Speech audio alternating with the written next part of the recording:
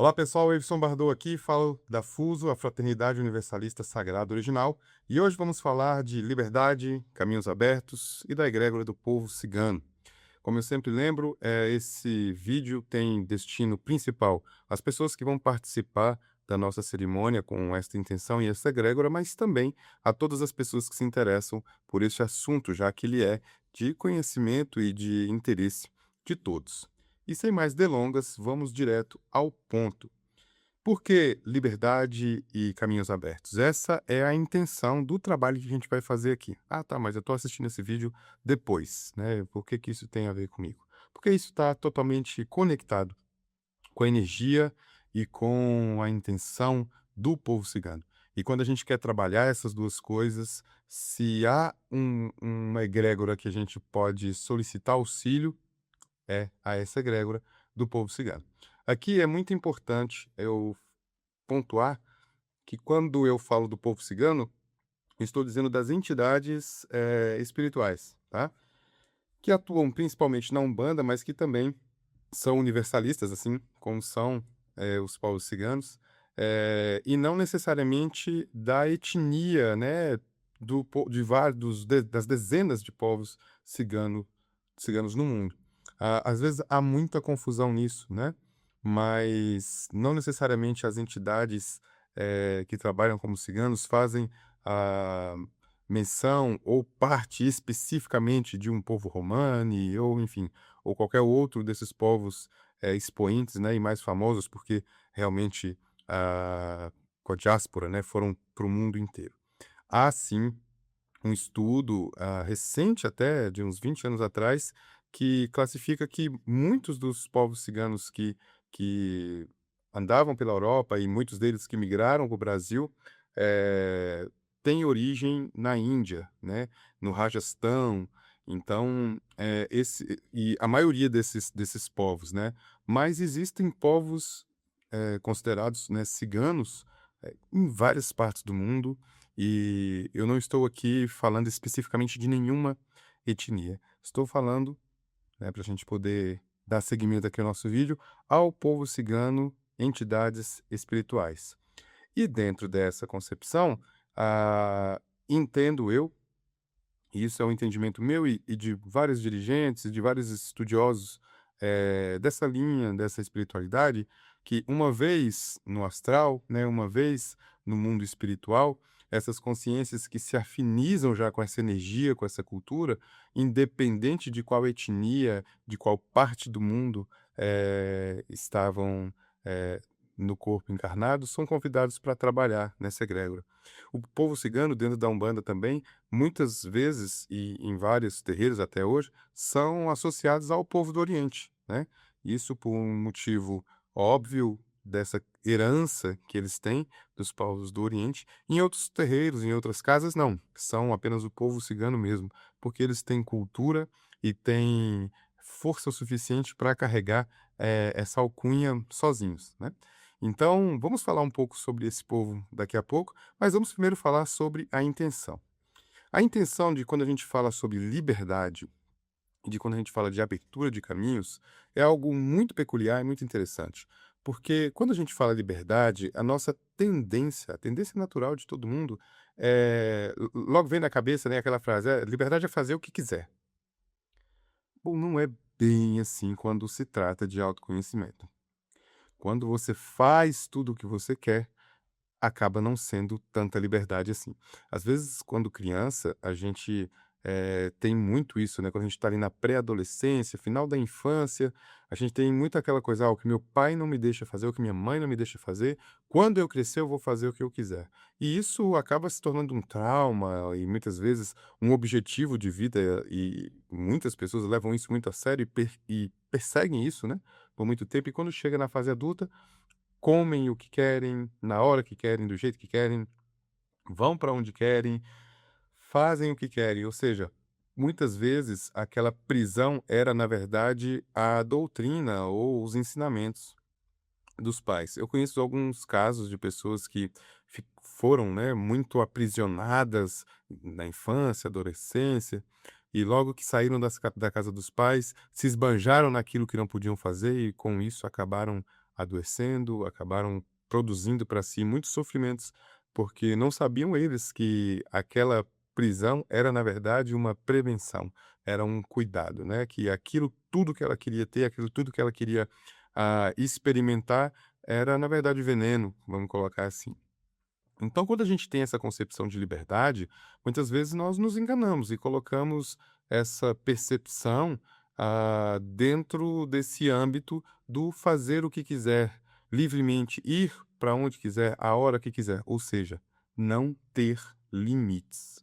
A liberdade geralmente é associada à ideia de não ter limites, e isso em todos os setores da vida.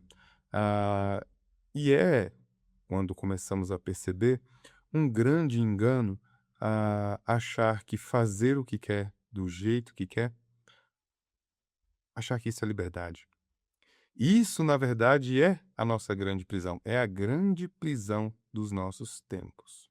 Existe uma história muito interessante, sobre um yogi, e já que o povo cigano, né, a maioria deles se originam em algum momento ali, nos povos idos, né, e inclusive o povo, muito do povo europeu também, nós somos indo-europeus, então tem a ver também com essa história. Essa história que eu queria contar aqui é a história de um yogi chamado Sadasiva. Sadasiva era um yogi inebriado por Deus, né, e ele, em um dia, quando estava em transe profundo, acabou entrando na tenda de um chefe muçulmano, e o guardião daquela tenda, ao ouvir as mulheres gritando, com um golpe de espada decepou o braço de Sadasva. Mas Sadasva estava, inebriado por Deus, ele estava dançando, ele sequer percebeu o que tinha acontecido. E aí, quando perceberam que era apenas aquele iogue, aquele monge, aquele mestre maluco que todo mundo achava até que era um mendigo, aquele guerreiro se tomou de muito remorso, pegou o braço dele, foi atrás dele para devolver, e Sadais, ao ver o braço, simplesmente colocou o braço no lugar e continuou seguindo. E aquele chefe, tribal muçulmano chegou para ele e falou: Olha, nos perdoe, né?" E depois de tudo ajustado, ele pediu: "Nos dê um ensinamento, já que é tão sábio." E ele, que tinha voto de silêncio por outros motivos, que eu não vou me alongar aqui, escreve no chão com o dedo: "Não faça o que quer, e então poderá fazer o que prefere." Naquele mesmo momento, aquele guardião, aquele guarda, que era um guerreiro exímio, ele se desfaz de suas armas e de tudo e se torna um discípulo de Sadasva. E em pouquíssimo tempo as pessoas não mais o reconhecem, porque ele percebeu naquele momento que o que Sadasva queria dizer era que a partir do momento em que você controla, educa, coloca rédeas no seu ego, na sua vontade, no seu desejo, não na vontade, mas no desejo, muitas vezes esse desejo irracional, primitivo, você abre um espaço para que a sua consciência faça aquilo que você prefere, ou, se você preferir, aquilo que você precisa. Então, deixar de fazer o que você quer para fazer o que você prefere ou o que você precisa, isso sim é liberdade. Porque aí você tem a liberdade de escolher. Porque a partir do momento que você começa a fazer tudo o que dá na telha, você vira um escravo do seu desejo. E veja, alguém pode dizer: mas prefiro ser escravo do meu desejo do que ser escravo de outras pessoas, porque pelo menos eu sou escravo de mim mesmo, logo eu sou livre." Não é bem por aí. Porque o seu desejo é manipulado o tempo todo. Basta que eu fale para você agora: lembre-se da comida que você mais gosta ou da bebida que você mais gosta. Um estímulo acontece na sua mente e muito rapidamente, a depender de quão sugestivo você está agora, e nós estamos sugestivos em vários momentos do dia. Talvez, se você ouvir isso em um momento de sugestão, você pode até salivar, lembrando daquela comida ou lembrando daquela bebida.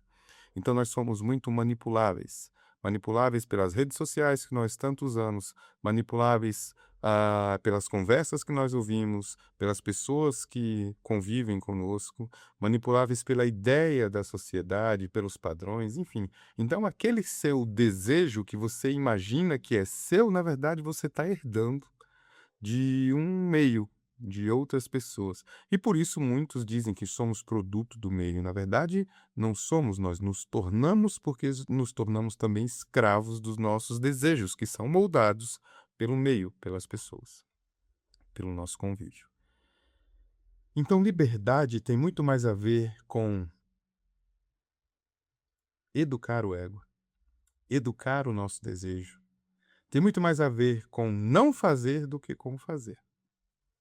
Tem muito mais a ver com consciência do que com inconsciência. Com consequência do que com inconsequência. Ah, eu vou comer tudo que eu quiser. Eu vou fazer tudo que eu quiser. Isso é um ato de inconsequência. Você não está medindo as consequências de comer e fazer o que você quiser. Até porque você nem sabe bem o que você quer. No final das contas é assim. Bom, não me alongando muito na questão da liberdade, falando um pouco também sobre caminhos abertos. Quando pedimos caminhos abertos, seja no meio espiritual, ou nas nossas orações, ou nas nossas intenções, a gente sempre imagina um caminho sem obstáculo. Mas não existem caminhos sem obstáculos. Quando a gente pede caminhos abertos, muitas vezes a gente esquece que ao receber o caminho aberto, a gente precisa caminhar. Muitas vezes, ao pedir um caminho aberto, a gente está, na verdade, não pedindo caminho, a gente está pedindo teletransporte. Eu quero sair desse ponto e chegar ao final instantaneamente. E não é bem assim que as coisas acontecem, né? Quando pedimos caminhos abertos, a gente precisa caminhar. E veja, caminhos abertos não significa que não existirão nesses caminhos obstáculos. Bom, e sabendo o que é agora a liberdade de fato, e entendendo que o caminho aberto é para ser caminhado e não para sermos conduzidos de forma mágica ou milagrosa, quem melhor para nos auxiliar a nos tornarmos mais livres e aumentar a nossa força de vontade e a nossa coragem para trilhar um caminho do que esse povo que tinha a sua vontade e seus desejos cerceado o tempo todo, que precisava ser resiliente, que precisa se movimentar, caminhar, que nunca para. Quem melhor do que esse povo cigano? O povo cigano que, e eu falo agora de um modo geral, que sofre com os preconceitos, o povo cigano que, falando dessas entidades que em vida, com certeza tiveram que lutar com a escassez da vida, com o preconceito das pessoas, com a violência, e que precisavam, como nômades, se movimentar de lugar para lugar. E é um povo que fez disso, dessa dor, alegria, que fez dessa tristeza a sua verdadeira liberdade. Ou seja, são exímios professores da verdadeira liberdade, são exímios guias de caminhos. Então, quando falamos de liberdade e quando falamos de abertura de caminhos, com certeza essa egrégora que se forma, né, junto com essa intenção dessas consciências coletivas nesse movimento, povo cigano. Povo cigano, essas entidades, essas consciências espirituais que podem nos mostrar caminhos, que podem nos auxiliar a sermos mais resilientes, porque eles foram muito resilientes. Eles sabem, eles conhecem o caminho da resiliência, eles conhecem como é difícil caminhar em um caminho cheio de obstáculos. Eles sabem transpor os obstáculos, mover os obstáculos, superar os obstáculos. Então, se a gente vai para um lugar onde a gente não conhece o caminho, a melhor coisa que a gente faz é solicitar um guia, contar com a ajuda de um guia. Então, nessa abertura de caminho, nesse pedido, nessa intenção de caminhos abertos, nada melhor do que esses guias caminhantes, esses que, por diversas vezes, abriram seus próprios caminhos e, por que não, podem nos auxiliar a abrir os nossos. Esses que, como eu disse, são exímios professores de resiliência que, por várias vezes, precisaram ser resilientes, podem também nos auxiliar a encontrar o nosso ponto de harmonia, o nosso ponto harmônico para a resiliência. Porque muitas vezes na caminhada dessa resiliência a gente também se perde, né? A gente sempre vai, a nossa tendência é sempre ir para os extremos. Então, uma pessoa que às vezes é muito orgulhosa, ela passa a se utilizar de uma humildade exacerbada e acaba perdendo o amor próprio. Por outro lado, uma pessoa que quase não tem amor próprio, que tem a baixa estima acentuada, precisa muitas vezes aumentar a estima e acaba se tornando uma pessoa arrogante. Mas esses que viveram bem os 2 lados da moeda, inclusive moeda que é a ferramenta de trabalho, né, do povo cigano espiritual, principalmente na linha da Umbanda, esse povo, ele pode nos auxiliar a sermos mais resilientes, a olhar para o nosso desejo e dizer: "Ei, agora não. Agora eu não vou fazer o que eu quero para eu poder ser livre e fazer o que eu prefiro, o que eu preciso." Então, as pessoas que estudam, né, para provas, para concursos, sabem muito bem o que é isso. Muitas vezes são convidados para sair para uma festa, para uma comemoração, uma confraternização, mas o desejo latente de ir é simplesmente sufocado e é educado e fala: "Não, eu vou abrir mão disso, porque o que eu preciso, o que eu prefiro é estudar para passar nessa prova, para passar nesse concurso." Então esse é um exemplo dos nossos dias, né, do cotidiano que acentua bem essa liberdade.